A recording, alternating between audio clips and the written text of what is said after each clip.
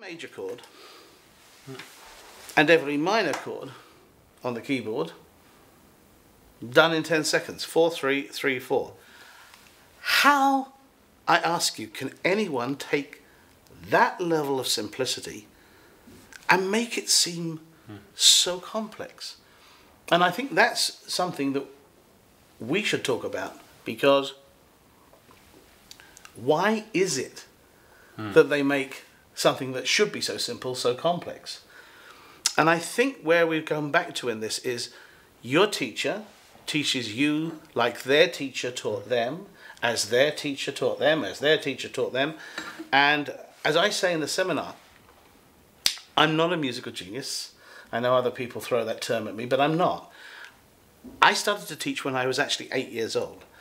And how that would happen would be people would come to my house, my friends, and I would be playing, and they, oh, can you show me? And I would show them, and then their parents would come. Oh, can you show me what you just showed my son how to do? And I would show them, and by the time I was 8.5, I had 35 students a week. It's very fast. Yeah. By the time I was 14, I had 165 students a week, and just by word of mouth.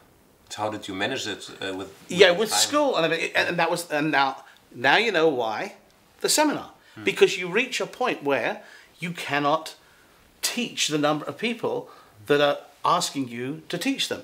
And all I did was, and the reason I mention this is because a child, without being taught anything, a child looks at things in an incredibly basic and simple way. And the reason why I was so lucky, I had no one there telling me how complex it was.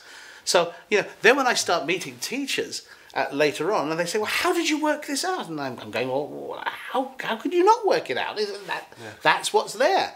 And I've never looked at it that way. And I think that's where it comes from. And why do I do what I do? Well, I think you've probably seen by now, I'm pretty passionate about what I do. Yes. I love it because I watch people who've had years of frustration, who love this language of music as much as I do, and they've built up this frustration, and they think that they can't do it because there's something wrong with them. No, there's nothing wrong with them. What's wrong is the information they've been given hasn't been given in a clear enough sequence that they can take it on board and actually apply it. Now, you notice that we're doing this not with a real piano, not with a real guitar. That would be too easy.